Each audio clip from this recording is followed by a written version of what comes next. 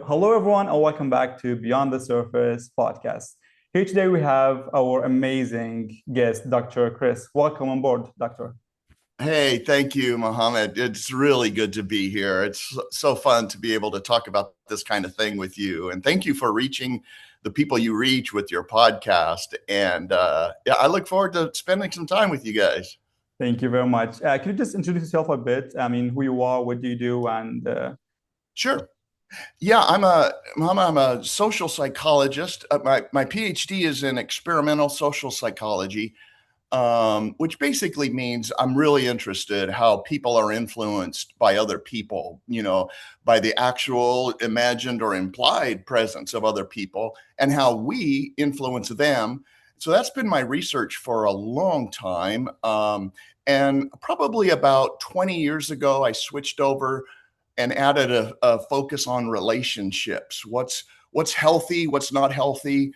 And we've been able to take that and something else about me. I love going to universities around the country and talking to the students there, but also at different conferences wherever they're at. But we've been to, let's say, UC Berkeley a couple of times. They invited us to talk about relationships, and Yale Law School. And what we do is I just kind of bring what we know from psychology and social psychology, and then I bring in a more spiritual element, of course, that allows them to kind of start thinking about relationships at a deeper level. And yeah, so my wife and I have been doing things like this for, maybe very long 25 time. years. Yeah, long time. And I also teach at the university. I teach a lot of classes, mostly intro to psychology. What a great career. I mean, just amazing. And really appreciate your work. I mean, just inspires and helps so many couples around the country. Yeah, I hope So, so. I hope so. uh-huh. We love it. We have a restaurant out here in California called In and Out. It's hamburgers that a lot of people know about. And we work with the owner there and work with their corporate team a little bit. And so we do more than just college students, singles everywhere. And then couples. Yeah.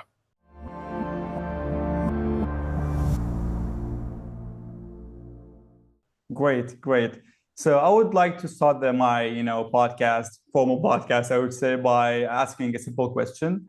What's the biggest myth or lie you could say about secular dating these days? Because we have many things. For example, instant chemistry, like red flags, green flags, many other things. So what do you think about this from a theological, maybe biblical perspective of point of view? Yeah, thanks. I think the thing that's most troubling for me in the culture, modern culture, versus when I, was dating, and the biggest difference and the thing that concerns me is the lack of authentic, kind of more face-to-face conversations to develop a relationship and a friendship that's instead replaced by these very, quick, perfectly manicured social media hits.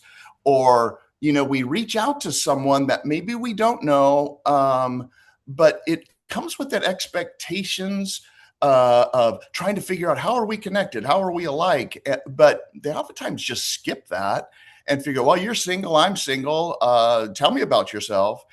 And I think social media today is a primary way of connecting. We see couples who get married, now more and more, not because they grew up in the same hometown, or not because their parents suggested they get together, or not because they went to high school together, but it's because they met online and developed a connection. And that's the good side, right? I think the Exactly. bad side, Muhammad, might be what you're finding is we're really being more curated, right? Our front mask, the things that we show people, go through filters and the algorithms that clean us up or make us slightly different or even look different.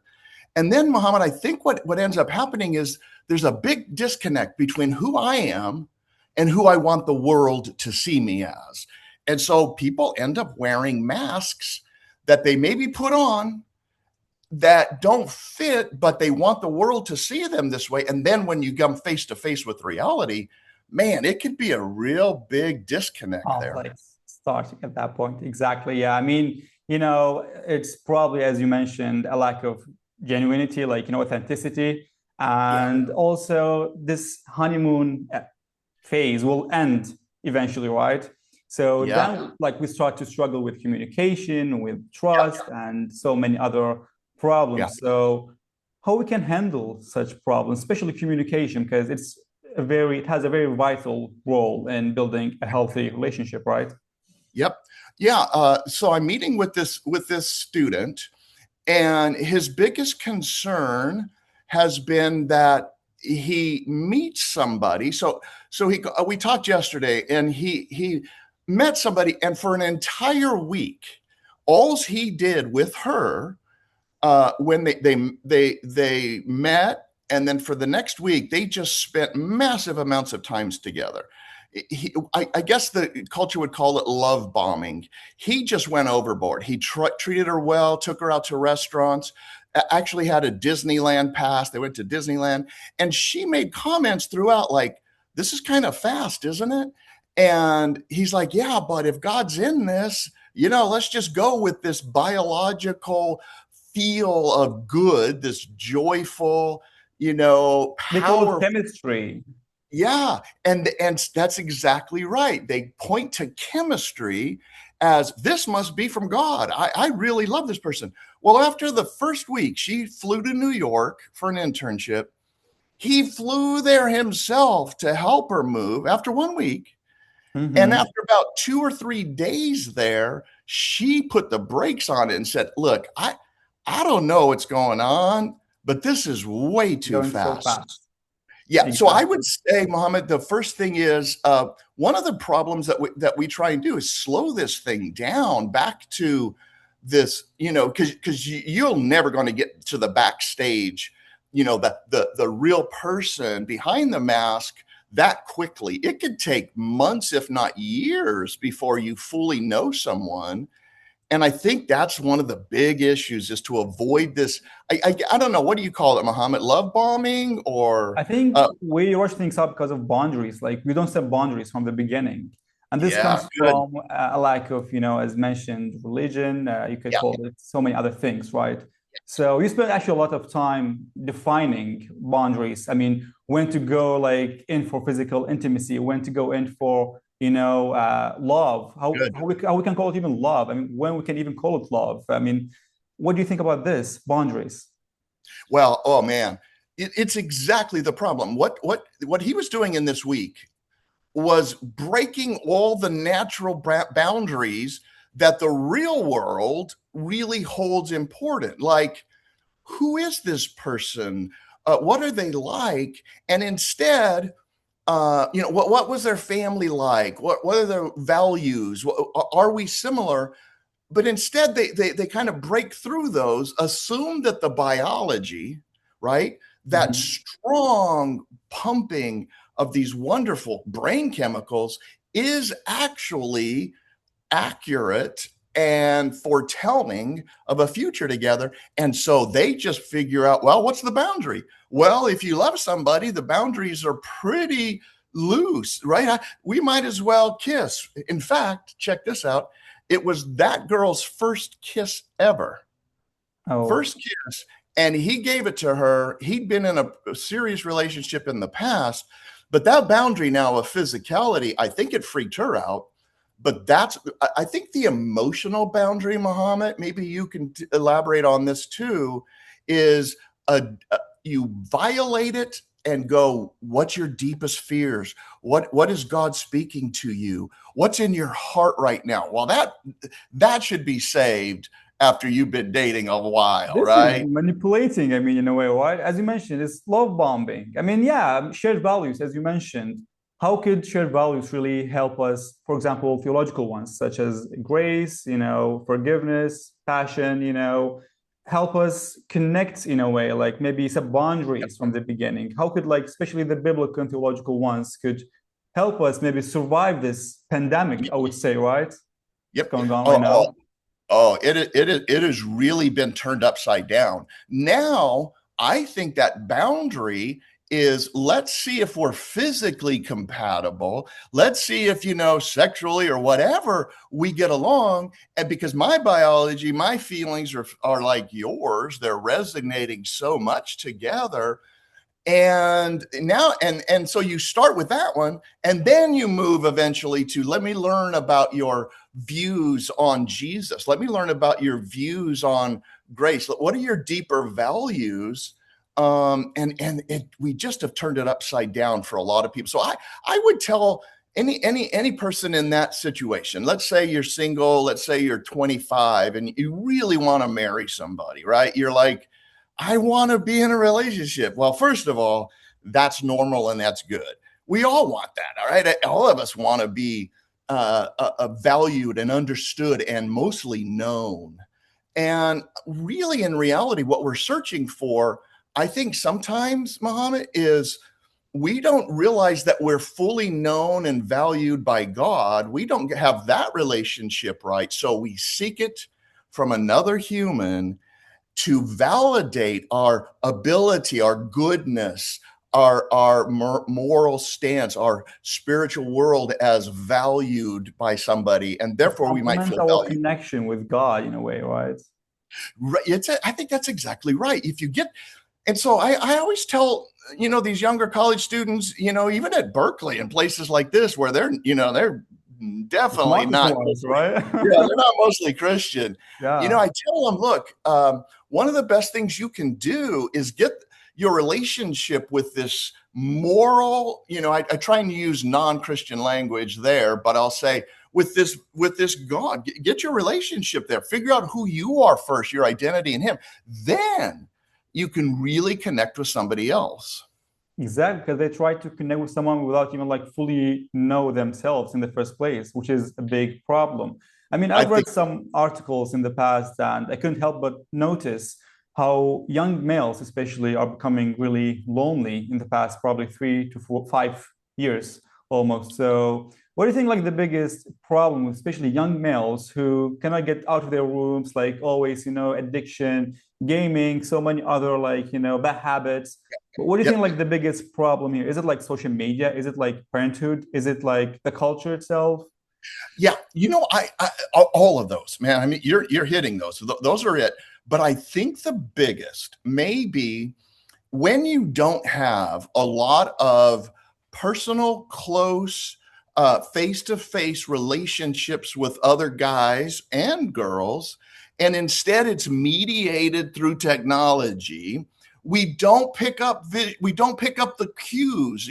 Like right now, Muhammad, I could be looking at you, which I am, and I could see if I make a point that you don't agree with, right? You'll go, You or just if tell you do, exactly. yeah. Body And language. and I don't get that in the text. That's why we had to create emojis. Did you know that they had to create emojis simply because people were misreading neutral texts through a filter that was either too positive or too negative? And so they said, we got to help people when they text to know how to communicate their emotions. And I don't get that in social media. So I think that's the big one, first of all. And so therefore they become lonely or more alone because they don't know how to authentically ask somebody, hey, I'm going to tell you a story. Check this out at Berkeley. So Muhammad, I'm at UC Berkeley, and I give a talk. I don't know, 500 students. Men, I'd say half the room were Christians, the other half were not, because it was sponsored by like Crew or Athletes in Action. And but after we talked, all I talked about is how do you connect with other people? How do you relate to others? How do you make friendships that are authentic and real? And then how do you date well? Well, anyway, at the end of the talk, Muhammad, this boy, he rushed up to the stage. He was like the third person asking a question. There were a line of people coming up to ask personal questions. I think the third guy came up and he just looked at me. Maybe his nonverbal said he didn't agree with anything I said because I talked about being what it means at the very end. I waited to tell him I was a Christian and that I follow a moral, a God that provides for me all the answers when I can't find them through psychology. So I thought he was going to come up and criticize that. And first thing he said, he's a Muslim kid, and he said, yeah, kind of hesitated, like, just go ahead, man, blast me. It's okay, just go. And he said, okay, I got a problem. I said, that's okay, go ahead. I've heard it all. I'm okay with this. And he said this, he goes, I don't know how to talk to girls. And I said, oh, are you an engineering major? And he said, yeah, how did you know? And I said, I don't know. It was just a random guess. You're at Berkeley. You can't talk to girls. I don't know. You're probably engineering. Well, here's what I did. I gave him some tips. And then I told him this phrase. I said, hey, bud, do this. Every time you want to interact with somebody like a girl face to face, it can be awkward because you're not, texting and you're not making comments on Instagram. Instead, you have to do face to face and it gets awkward. He goes, yeah, I just don't know how to do it. I said, all right, use this phrase. Ready? It's better to be interested than interesting. And the light bulb came on for him, Muhammad. Man, he went, oh. And I said, yeah, just go ask her questions. Let her talk. Anybody, let your guy friends talk. Be interested. Reveal yourself as well. But mostly be interested. And he caught it. And then I said, do you know any girls in this room right now? Mm-hmm. They were filing out, 400 Yeah. students. And he looked around and he saw somebody in the back. And he said, I know that girl. And I said, well, why don't you go practice it? And you should have seen him like, I can do that. I'm going to tell you, I had probably 8, 9 more students come up after him. And about every 5 minutes, I would look up and he was still talking with that same girl after 20, 25 minutes. And here's a kid who came up and said he doesn't know how to talk to girls. And now all of a sudden he's able to do that by just being interested. But just making the other partner like the center of attention, just like kind of a temporal solution, I would say, right? For the first stage probably, but then you have to go deeper than that, right? You know what? Look what you did when we got together. You told me a little bit about yourself, and then you asked me, tell me where you're at. What are you doing? What's your environment like? And what you're doing, Muhammad, is a very emotionally intelligent thing. You're getting to know the context of the other person, so you can better understand their comments when you hear them, right? You can understand if somebody says, man, I hate this political party. I hate sports like this. And if you don't know this person, you're like, wow, all right. But if you know their context, then that can kind of make sense in anything. Exactly. And you're right. Yeah. This hits home, right? You just there's a context involved. Exactly. I think you're right. And you just learn that. That's the key to emotional intelligence is not, there's one other thing called the spotlight effect. In social psychology, we have found that people believe when they're in a room full of other people that the spotlight is on them. Other people are seeing them, judging them, thinking about them, maybe evaluating them in some weird ways. There was an experiment, actually, I guess, about this, right? In the past, in the States. Yeah.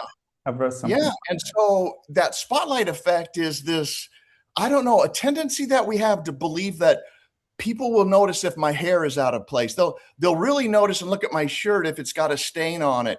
I have a little bit of acne. Everybody's going to know it. Well, they put people in weird outfits, like a t-shirt they didn't like, or wore a hat that they hated, or even a political slogan on their shirt that they didn't agree with. And we said, go out into a public place. And they overestimated the number of people that actually recognized it. Because then they went to the people that they were around and said, did you notice what that guy was wearing? And they're like, oh, no. Did you notice that he had a hat with the political slogan or a Bible verse on there? And they're like, I didn't notice it. We believe too many times that we're the focus of attention. So Muhammad, when you said, take the attention, the spotlight off of us, and get to know somebody, I would say a good opening question for a guy that's out there who doesn't know how to do this and connect is to say, hey, love to grab coffee sometime, and just get to know a little bit about you. And then you come with 4 or 5 questions like, hey, tell me about, what's your favorite thing to do when you have free time? Or where are you where you feel closest to God? What are you doing? Are you praying? Are you walking on the beach? Are you under the stars? Are you serving? And just open-ended questions. That's a really good way to start. Exactly, exactly. I mean, you're just right. I mean, commitment, on the other hand, Yeah, we have it's long-term commitment, I would say. How we can yeah, really transform this very simple question of being interesting rather than being interested, or the opposite, I would say, to a yeah, fully, long-term commitment that yeah. will follow up like how many years? You're married with Alyssa for almost 38 years, I guess, or even Yeah, longer, right? 39, yeah, just hit 39. Can you believe it? Happy anniversary then. Thank you. That's great. I mean, I wouldn't ask for a key solution or like a key, tip, because Yeah, there probably like, there's nothing such a thing, right? I mean, just a myth we hear all the time. I mean, if you do this, you'll be like very successful in this relationship. If you do this, you will have a very healthy relationship. It's just, it's very dependable on the person himself, yeah, right? yeah. So what do you think like some of the foundational principles that people, especially young males, can follow to go and to bring a relationship such a very rich and meaningful meaning? That's a great question. Um, yeah, thanks. And I'll ask you the same question after, I'll give you a quick reply and then let you can tell me.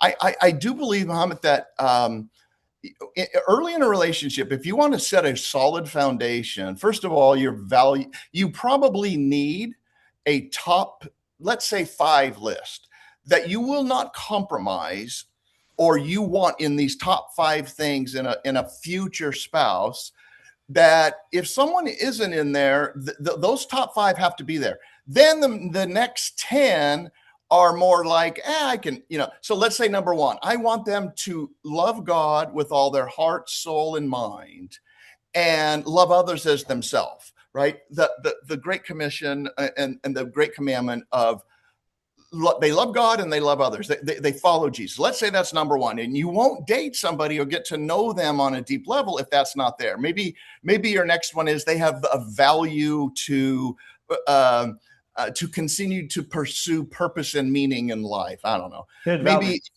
yeah. Maybe you have values up there that are aligned. Like they don't like traditional religious services. They like a worship type service, whatever it is. Oh, and they need to be kind, let's say, and they need Mhm. to be trustworthy, and probably they need to be cute. You kind of you need to be attracted And to them. also a sense of humor, I would say. I would add to that Oh, list. It's very so, important, isn't it?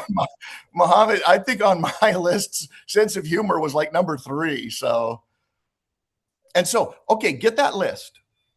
Oh, they have to be rich. That's probably not top 5, right? I mean, maybe, I guess, if your whole world, is that financials are important, or they need to have a PhD. Well, you can put that lower or whatever. Well, then when you take that list, I think that keeps your the people available to you in the right lane, let's say. Then to maintain and grow a good foundation, it goes from interested to interesting. It goes from it's better to be understanding than to be understood.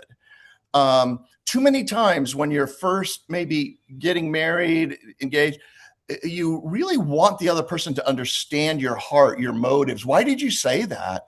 And then they just judge you on that. And we really desire that, but we fight for that. Like, well, at least we go around it like, well, my heart is this. I didn't mean it that way when I said this to that stranger or when I drove that way.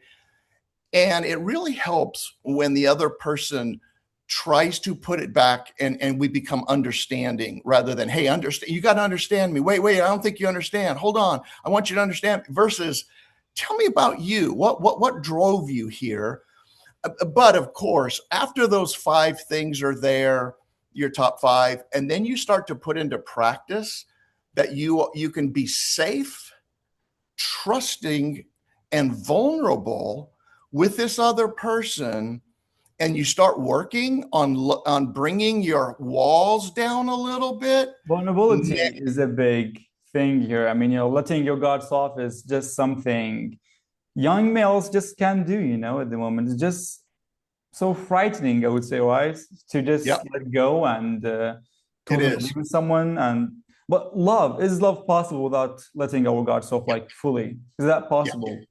Yeah, that's a great question. What do you think about why why do why are some younger guys, let's say teens, 20s, whatever, what do they fear most in your experience when they try and get too when it becomes a little bit too emotionally threatening, or they don't want to reveal because they feel like they're going to be rejected? What do you think? First of all, the fear of being rejected, obviously, and second of all, we lack physical human relationships overall. Like, we're always like on our screens, like even on the campus, like I go to the campus, no one's having a conversation. No one's like just chatting, like everyone after they finish their classes, they just go home or either like to a cafe or like just do their work on their laptops and they just do nothing together, like we lack a sense of community in a way. We like communication, real human communication. So this is, I think, one of the biggest problems with young males these days. Yeah, that's exactly right. And how many times are you walking down campus, and take note of how many people are on their cell phones? Most of them, all the time. It's crazy. Back in the day before cell phones, I'm that old. You walked around and you kind of kept your head up. You paid attention. You looked for people. You might have, I guess, had your head buried in a book, but you're Yeah. right. We don't look up. So first of all, first thing is drop the phones, start paying attention to your surroundings, and notice the people around you, and then engage with them. That's the first thing, and do it by being interested, not interesting. Hey, buddy, I just saw you. Are you in my economics class? I thought I saw you in that lab class. And she might say, "Oh yeah." I go, "Oh, that's so cool. Is that your They view major?" it as like an awkward interaction, like if a guy comes up to you and asks like, "Hey, are you in this class?" And they feel like cringe, like, why are you doing this? This is like something strange. This is not something doesn't happen like commonly, frequently. Yeah. So the question is, what do you do in that case? What are some good, ways to talk to, here's what we did. And then you tell me what you think. Hmm. I have an assignment. I have 400 students every semester in my psychology class. And one assignment is they have to ask somebody of the opposite sex and same sex to coffee for an assignment, and it's just coffee. So they have to see somebody that they maybe don't know very well, that they'd like to get to know, and I give them the escape of awkwardness. I give them that card which said, and they carry it with them. They say, "Hey, I've got a class, and I have to get coffee and meet somebody." And ask some questions on the back. Would you be willing to just get coffee with me? Well, it removes the awkwardness. So that's how It I try to does. do it at the institutional level. It's harder to do it when you're just I think not we in a class stopped like doing that, it's a long time. It's really, very sad, I would say. yeah. And then where do you go to meet people, right? I mean, college campuses are perfect, It's the but only place what you could meet someone while you're on. Like, if you're a student, where else you could go? Like to the canteen, like to meetups. Like, the campus yeah, is like the only place. you go to the canteen, you go to, and hopefully you have a good church community around that, some options to go to. That's a good place, but you almost have to get yourself there. Get out of your house, get out of your social media, get out of your computer, and go into a place where you can interact with people, maybe in a safe setting where they'll accept you, like in a church singles group or whatever, and then begin cultivating. Exactly. Like, for example, clubs, shooting clubs, riding clubs, cycling clubs, it could be anything, because Oh, at least you have like something in common with the other person. So you could just like start from there and then, develop something perfect. more. Perfect, Mohammed. If you're a cyclist, right, or if you're a hiker, or if you love books, what a great connection that you already have. And no, I love that. That's a great suggestion. Exactly, exactly. So I will have to get you back to vulnerability. So I have like many Okay. questions about that, honestly. So Okay. to be vulnerable with someone, what does that Yeah. mean to you, Yeah. the personal Okay. level? Okay. Let's tie in boundaries and vulnerability. To be vulnerable, Mohammed, if I asked you right now, Mohammed, I sense that you're a little sad right now, which I don't, but I sense that you're sad right now. Is everything okay? Okay, that's an okay question.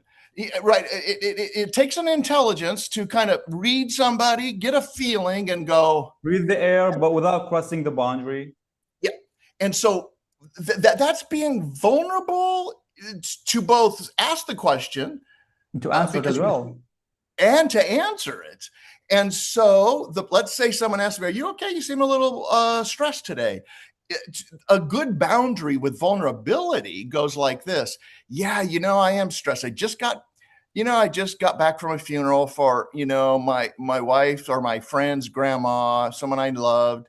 And it was really sad because, it wasn't a good death and it was sad. So, but, I'm learning to navigate that and I'm doing okay. That's a pretty good, okay. I want to show you my heart, but I also don't want to say, and nor do I want to hear if I ask somebody, you seem stressed, they go, well, let's see, I'm going through a breakup and I've been crying every single day and I'm eating more food than I can and I'm lonely. And okay, now all of a sudden you're like, whoa, whoa, whoa. I To have to be, stop you there, buddy. yeah, exactly. And to be vulnerable is hard. And here's why it's hard. I think men in particular have a hard time connecting their heart with their brain. I, I could be wrong here. There are some women like this, I think but there's like a cultural context involved, right, in this. go ahead. Yeah. Tell me what you Because, think. I mean, the United States, people are more open, like they are more expressive overall. But for example, in Southeast Asia, I have many friends from Japan and Korea as well. They tend to, never say anything about their personal life or never like to show any sign of sadness or happiness. They're just like mutual, like, monotone, like there's nothing there. So I think culture is also a key here, Oh, right? oh man, Muhammad, you're so right on. You probably sounds like you have a psych degree already. I'm not sure what your degree, but no, you're exactly right. Think about the experience of a lot of European, Southeast Asian, and African countries when they came to America for the World Cup, and a lot of them would say things like, I used to think America was scary and dangerous, and I'm glad it's not. But they would also say Americans seem very open and very they just talk about anything, and they talk to strangers and friends, and they gave me a ride, and they don't even know me, and they help me with money.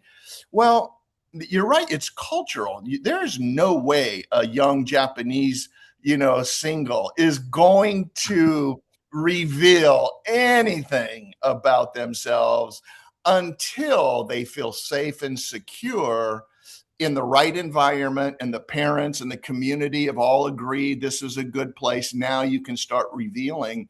What do you see in like your listeners and the cultures that you're around is the standard? I guess attachment style is like has a very vital role here, right? So if you're an avoidant person, I mean, you grew up in a very like, conflict filled with, parenthood, and there was like no peace, nothing at all. So you had to be like avoidant, right, in a way, or like maybe you're secure, let's say. So I think attachment style is very important here. It's a Yeah. key.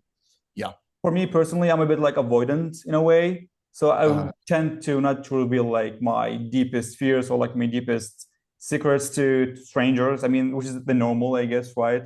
But yeah. some of my friends, they would just go immediately and start to, from day one, of their life and just say everything about their life. I mean, even the biggest one, like the smallest one, I mean, the saddest moments, like the happiest, it's just sometimes too much, to reveal this much of info Yeah.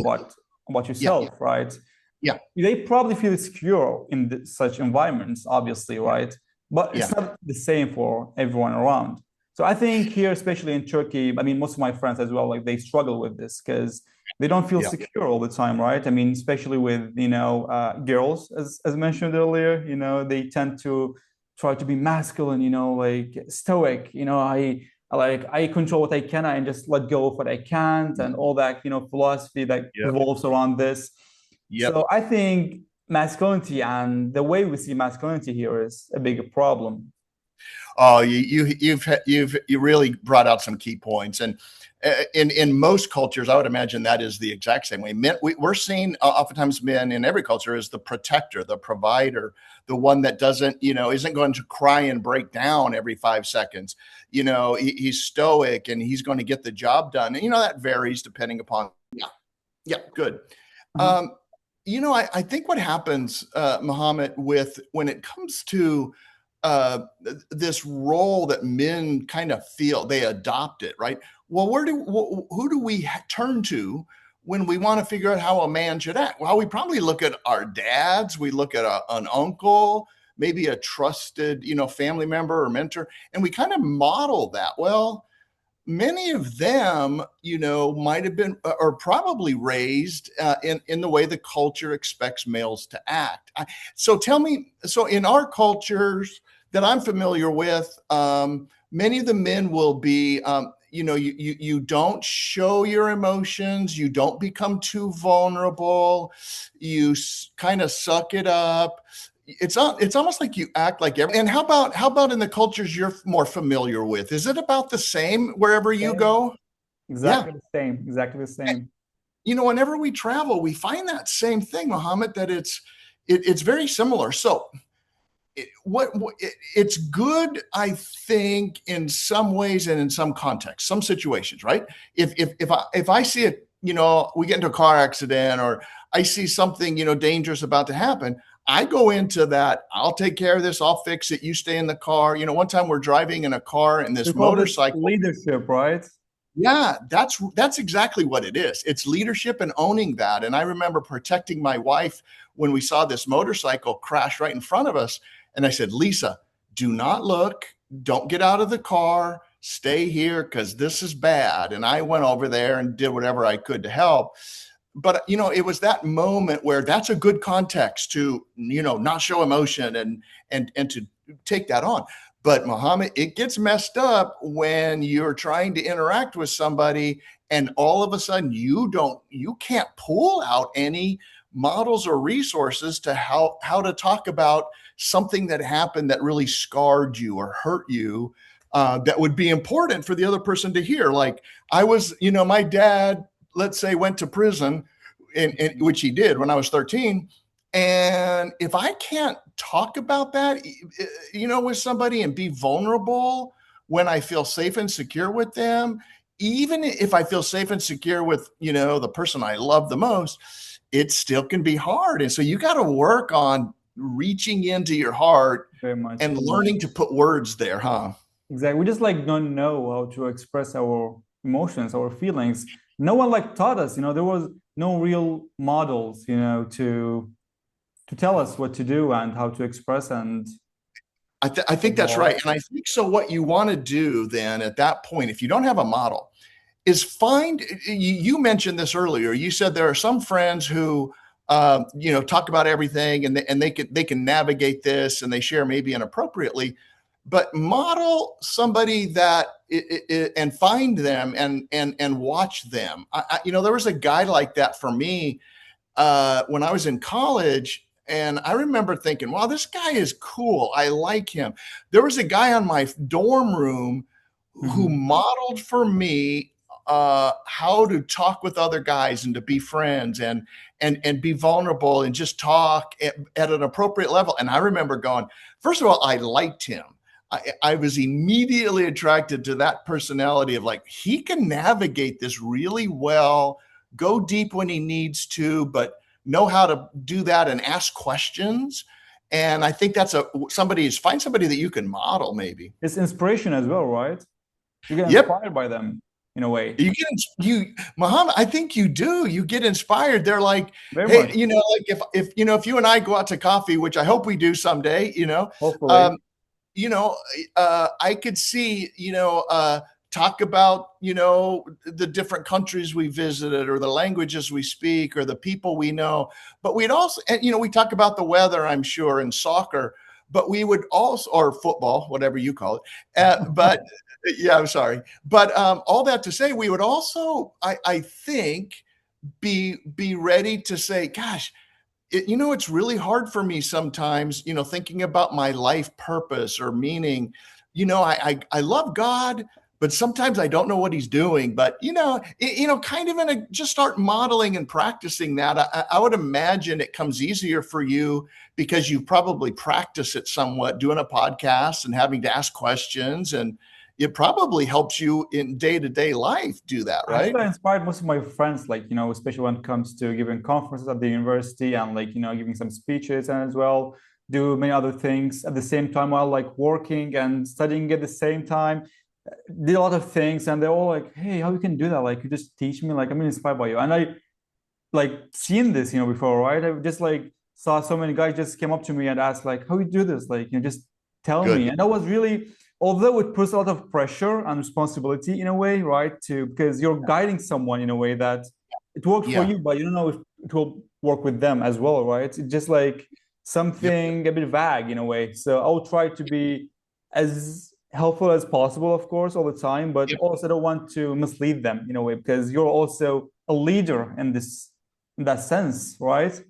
You really are. You're a model. And Muhammad, I mean, the people listening, here's what I would tell some of your listeners, that I'd say, listen to how Muhammad does this. What model some of his questions, model the way he goes at the emotional, deeper things, but and does it in a cool, nice, non-awkward or threatening way. And practice that, and do that with a good friend of yours. Say, hey, bud, how you doing today? And what's going on? And listen, don't just sit there and ask the question and then turn to your phone and go Exactly. Start small and practice. That's it. that's really, I And think, the also the key. environment is very important. I mean, immerse yourself with someone who really could inspire you in a way. Surround by yourself by someone who in an environment in the campus, I mean around your friends. Just choose your friends wisely, and I think that will Whew. really help a Well, lot. I'll tell you what, there's that great saying, that you show me your Your friend, friends, and I will exactly. It's I'll also a show very you common saying in Turkey as well, right? So I'll show you that's your very true. future. It's very true. It really is true, Muhammad, because we end up learning from them, and most guys have that model, like you said, of that stoic, strong, quiet Masculine, alpha male kind of.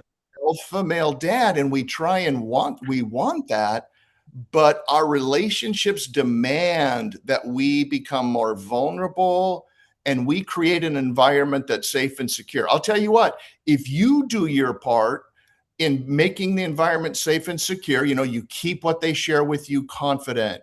You don't react, like, oh my gosh, that's horrible. That sucks. Or let me tell you about me, and you kind of do that. Then you will be able to cultivate friends who like being with you and who want to do that and model for them the way to do that, and then learn to share yourself some of these things. It requires a lot of work, obviously, to be this empathetic, to be this friendly, to be this helpful with friends, but also it's doable, right?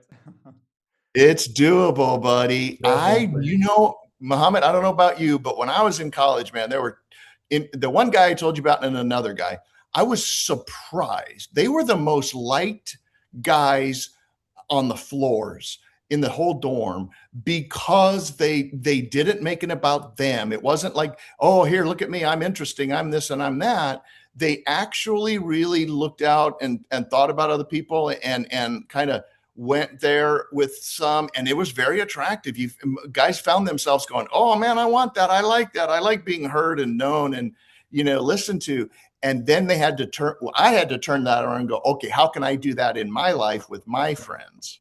Because we don't do this often, right? No one taught us Mm, how to do it as nope, males. Exactly. nope. They So don't. And so you practice what you said, exactly. practice, practice, practice. So what are your final tips for young people, Yeah. especially when it comes to dating, long-term relationships, and Yep. things? I gave you the what I think are some of the keys. Learn yourself. Find out. Okay, if you want to ask somebody and catch them at a spiritual level, you better know yourself. What are you doing, and where are you when you feel closest to God? What are you doing? What's your vertical relationship like with God? Are you, in other words, do you sense His presence? Do you feel the presence of the Holy Spirit or Jesus when you're in church? And then make sure you go and do that. Like, let's say it's nature. Well, go out in nature and talk with God, or reading a good book. Well, use that. There are many Then ways to connect with God, right? there's so many unique ways. Sometimes it's just serving other people, right? Or, Exactly. whatever it is. So once you find that, then you have a good foundation by which to build upon, seeking that out in other people and then encouraging that in them. So I have a friend who loves nature. And if we just simply go for a hike or a walk, it's like there's a connection that from him and God, and then to me and him, that's deeper and better. So that's another thing. Of course, be interested, not interesting. You work on that. And then here, develop a few good questions that you can always turn to and go to. Put them on your phone, put them in your notes, and that are your messages that just say, hey, what's going on with your heart today? Or what's the coolest thing that's happened to you this week? Or are you struggling with anything, or what's happening? And then be prepared to share a little bit about yourself as well. And then reach out, Muhammad. We talked about that. Go to places where there are people in your circumstances and ages, and drop that phone, man. Put it down and start connecting face to face with people with some opening questions. And if they blow you off, or they say, okay, whatever, or if a girl says, wow, that's weird, asking me what class I'm in, that's crazy, then come up with a better one. Just keep trying. Somebody's going to bite, right? You gotta fail, right? At some point, You're I gonna, guess. don't stop trying. It will really pay off in the long term, because you'll get good at this, and your spouse, your kids will really appreciate the person that can go deeper and be interested and understanding and patient, all the things that masculine males kind of like, try and show off who they are. And, I'm misunderstood, but I'm going to still be this masculine, stoic figure, versus the guy that is that, but also has that side that cares about other people. And you know how we tell other people we care about them? We listen to them, we hear them, we give them the benefit of our time and our attention. Too often, Muhammad, we divide our attention between the things in front of us, the phone, our texts, our posts, whatever, and we divide it between listening to another person and watching, and we go back and forth. You are And never that, present these days, unfortunately. yeah, be present when you're present. Be present when you're present.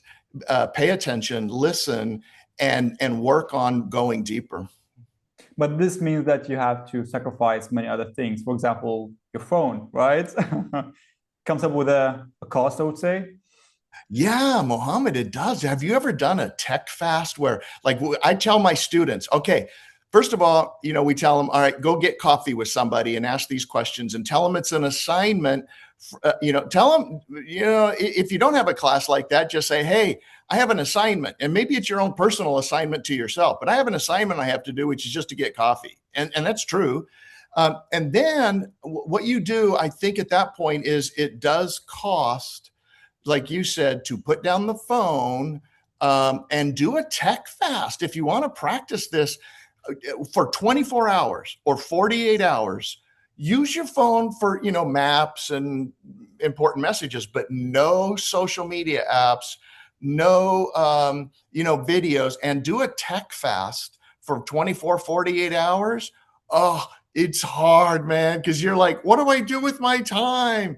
And Exactly. but it gets easier, as you do it, and then do that once every couple of weeks. Like you do a food fast. A lot of people say, I'm not gonna, a lot of people don't fast and don't eat on a certain day. Well, do the same with technology. Exactly. I mean, I've done this many times, like in the past, and it's really helped me a lot because one day I just woke up and was like, okay, enough with social media, and I will just quit all of them. Like, I deleted all the apps, and I survived that for almost 4 months. Then at the end of these 4 months, I was like, dude, look at my life. Like, I just progressed a lot. I started the podcast during that time. I had many new friends, met many new colleagues, at work from different backgrounds. I mean, explored many new things, tried many new things. And then I started just because of the damn phone, right? It's just like in front of you, but you just don't see Dude, it, unfortunately. Yeah. Muhammad, that's a beautiful example, man. I love that. Look at what you were able to do, the connections you were able to make. And it doesn't mean you have to go, 4 months or a year or 10 years, because, Just we need the phone. experiences, right? This is the point, actually. Yeah. That's right.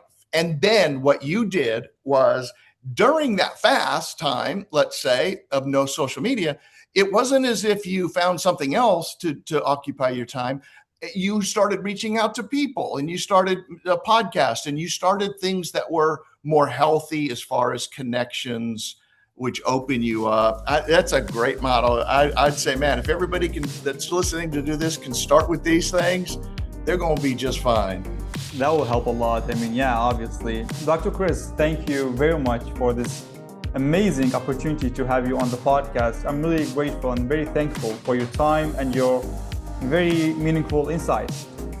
Mohammed, you're more than welcome. I love the way you're present. I love talking with you and meeting you and talking with you over email, and that the self-confidence that you have because you know who you are in Christ, you know your identity, and it comes across, and that's what people find valuable is you secure that, you do that, and I can see that in you. So thank you for asking me to be a guest. Thank you very much. Until next time.